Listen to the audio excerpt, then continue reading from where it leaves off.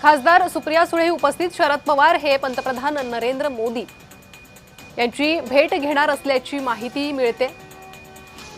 तर खासदार सुप्रिया सुळे या देखील उपस्थित आहे। शरद पवार पंतप्रधान नरेंद्र मोदी यांच्या भेटीला पोहोचले होते आणि ती दृश्य देखील समोर आलेली आहे।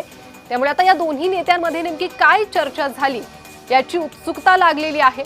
या आंदोलनासंदर्भात शरद पवार यांनी पंतप्रधान नरेंद्र मोदी यांच्यासोबत काही चर्चा केली असेल का? त्यानंतर काही आश्वासन पंतप्रधान नरेंद्र मोदी यांनी शरद पवार यांना दिलं असेल का? हे सर्व प्रश्न या निमित्तानं उपस्थित होत आहे। शरद पवार हे एक ज्येष्ठ राजकारणी आहे। महाराष्ट्राचाच नव्हे तर देशातील राजकारणाचाही एक चांगला अनुभव त्यांना आहे। अशात या आंदोलनाच्या पार्श्वभूमीवर त्यांनी अभिजित दिपके यांच्याशी चर्चा केलेली आहे। त्यांनी स्वतः आंदोलनस्थळी आपल्या खासदारांसह भेट देत त्यांच्याशी संवाद साधलेला आहे।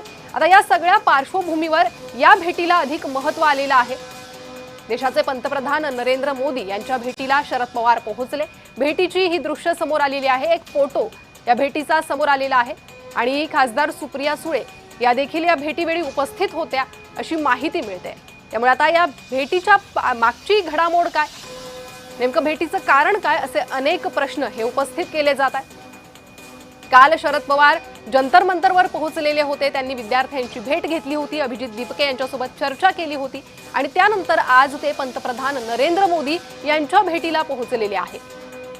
सध्याच्या घडीला ही भेट अत्यंत महत्त्वाची आहे। या संदर्भात अधिक माहिती घेणार आहोत। आमच्या प्रतिनिधी ज्योत्स्ना गंगणे सध्या आपल्यासोबत जोडले गेले आहे।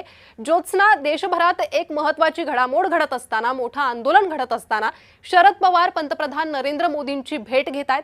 काय अर्थ निघतो या भेटीचा?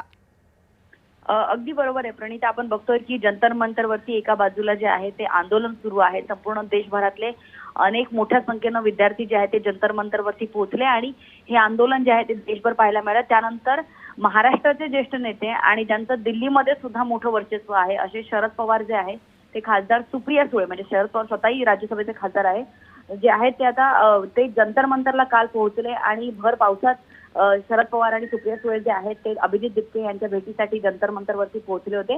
सुप्रिया सुळे हे दुसऱ्यांदा जंतर मंतरवरती अभिजित दिपके यांच्या भेटीसाठी पोहोचले होते, तर शरद पवार पहिल्यांदा जे आहेत जंतर मंतरवरती अभिजित दिपके यांच्याशी भेटले आणि त्यानंतर दोघांमध्ये सुद्धा चर्चा झाली। शरद पवार यांनी विद्यार्थ्यांच्या मागण्या आणि अभिजित दिपके यांची मागणी जी काय आहे ती समजून घेतली आणि त्यानंतर आज शरद पवार जे आहेत ते पंतप्रधान नरेंद्र मोदी यांच्या भेटीसाठी त्यांच्या निवासस्थानी पोहोचले।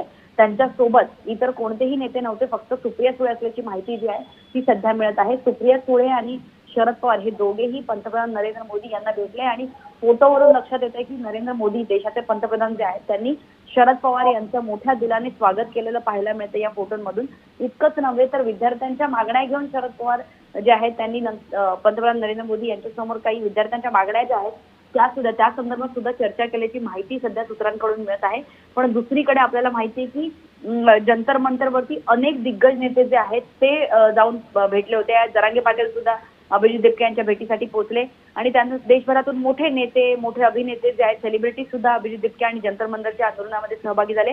पण जंतर मंतरच्या आंदोलनामध्ये सहभागी झाल्याच्या नंतर अभिजित दिपके यांच्या भेटीनंतर शरद पवार जे आहेत त्यांनी थेट पंतप्रधान यांच्याशी आज भेट घेतलेली आहे। त्यामुळे विद्यार्थ्यांबाबत असलेली त्यांची मागणी ही नक्कीच त्यांनी जी आहे ती पंतप्रधान नरेंद्र मोदी यांच्यासमोर ठेवली असल्याची माहिती मिळते।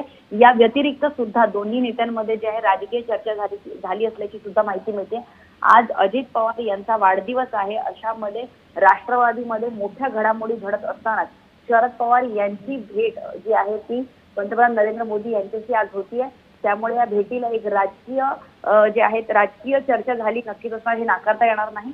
मात्र गेल्या काही दिवसांपासून दोन्ही राष्ट्रवादी एकत्र येणार का ही चर्चा बाजूला राहून आता शरद पवार यांची राष्ट्रवादी जी आहे ती एनडीएला समर्थन देणार का किंवा त्यांना पाठिंबा देणार का, बाहेरून पाठिंबा देणार का, अशा अनेक प्रकारच्या चर्चा सुरू असताना शरद पवार आणि पंतप्रधान नरेंद्र मोदी यांची ही भेट महत्त्वाची मानली जाते। इतकंच नव्हे तर आता पावसाळी अधिवेशन जे आहे ते केंद्राचं सुरू आहे आणि अशामध्ये पावसाळी अधिवेशन सुरू असताना सुद्धा पंतप्रधान नरेंद्र मोदी आणि शरद पवार यांच्या या भेटीला महत्त्व आहे। पावसाळी अधिवेशनामध्ये सुद्धा शरद पवार राज्यसभेचे खासदार असल्यामुळे सहभागी होतील। मात्र पावसाळी अधिवेशनामध्ये सहभागी होण्यापूर्वी त्यांनी अभिजित दिपके याची जी भेट घेतलेली आहे, विद्यार्थी आंदोलनाला समजून घेतलेलं आहे, त्यामुळे या भेटीला फक्त राजकीय चर्चा म्हणता येणार नाही. राजकीय चर्चा अर्थातच झाली असेल, मात्र विद्यार्थ्यांच्या मागण्या घेऊन सुद्धा शरद पवार जे आहे ते पंतप्रधान नरेंद्र मोदी यांच्या भेटीसाठी पोहोचले होते. आणि यापूर्वी सुद्धा सुप्रिया सुळे ज्यावेळेस अभिजित देपके आणि सोनम वांगचुक यांच्या भेटीसाठी ज्या पोहोचल्या होत्या तेव्हा सुद्धा त्यांनी माध्यमांशी संवाद साधताना जे आहे त्यांनी म्हटलं होतं की विद्यार्थ्यांच्या ज्या काही मागण्या आहेत, तरुणांच्या मागण्या आहेत, देशाचं भविष्य आहे, त्यामुळे यांच्या मागणीकडे सरकारने लक्ष द्यावं. मात्र दुसरीकडे आता कारण आपल्या सर्वांना माहिती की अनेक आंदोलनं जी आहेत ती एक सरकार म्हणून, एक विरोधी पक्ष म्हणून पण जे आहेत शरद पवार यांनी हँडल केलेले आहे. त्यामुळे विद्यार्थ्यांच्या मागण्या समजून घेणं हे सुद्धा पावसाळी अधिवेशनामध्ये जे आहे ते विरोधकांना मांडायचं आहे की कशा प्रकारे विद्यार्थ्यांवरती लाठीचार्ज झालेला आहे आंदोलन पांगवण्यासाठी. कारण महाराष्ट्रामध्ये सुद्धा त्याचे पडसाद उमटलेले आपल्याला पाहायला मिळाले. इतकंच नव्हे तर काल सुद्धा आपण बघितलं की अनेक दिग्गज नेत्यांनी, प्रकाश आंबेडकर जे आहेत त्यांनी सुद्धा 23 तारखेला संपूर्ण महाराष्ट्र बंदची हाक दिलेली आहे. त्यामुळे हे आंदोलन अजून चिघळण्याची शक्यता आहे आणि ते आंदोलन अजून चिघळण्याच्या पेक्षा सरकारने काही ठोस पावलं जे आहेत जी ती उचलावी ज्योत्स्ना, अशा माफ करा, मी तुम्हाला